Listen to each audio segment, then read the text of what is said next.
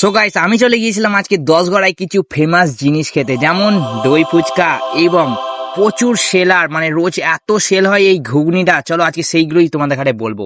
So guys, ঘড়ির কাটায় সন্ধ্যে 6টা বাজতেই আমি বেরিয়ে পড়লাম আমার মামার হিরো হন্ডাটাকে নিয়ে সোজা বাইরের দিকে। আর এসি ফার্স্টে যে কাজটা ছিল আমার মামার দোকানে এসে ফোনে গ্লাস গার্ড লাগানো, তো সেটা লাগানোর পরে হাটতলায় এসে গাইস এখানে যে দই ফুচকাটা পাওয়া যায় গাইস, পুরো ফেমাস দই ফুচকা। সত্যি বলছি গাইস, তোমরা যারা যারা খেয়েছো একটু কমেন্টে বলে যাও কেমন স্বাদ, ঠিক আছে? আমার তো বেশ ভালোই লাগলো। তারপরে দই ফুচকা বানানো স্টার্ট করে দিল, যেমন ঝুড়ি ভাজা, বাদাম, টক, আর এইখানে দইটা না দিলে হয় গাইস। তারপরে দই দেওয়া চালু হয়ে গেল, এতটাই টেস্টি কি বলবো। মানে গাইস, দূর থেকে দেখছি বানাচ্ছে, আমার মুখে জল চলে এসছে। তাহলে ভাবো আমার বান্ধবীটা দেখছে তাদের কি হচ্ছে, হ্যাঁ? তারপরে গাইস আমার হাতে দিয়ে দিল।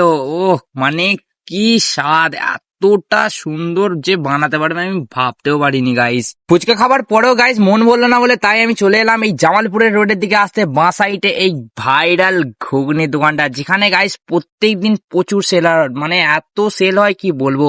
তো যাই হোক, তাড়াতাড়ি করে বেশি দেরি না করে আমরা 1 প্লেট দিতে বললাম, আর তাড়াতাড়ি করে আমাদের কাছে দিয়েও দিল।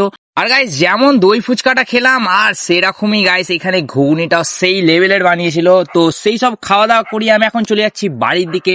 ভিডিওটা ভালো লেগে তাহলে like, comment, share and follow করতে হবে না গাইস, সবাইকে শেয়ার করে দাও, খালি লাইকটাও করে দাও আর ফলোটাও করে দাও গাইস। এমনি বললাম, তা বলে করবে না তা নয়, করে দাও। হ্যাঁ ঠিক আছে, চলো টাটা, বাই বাই।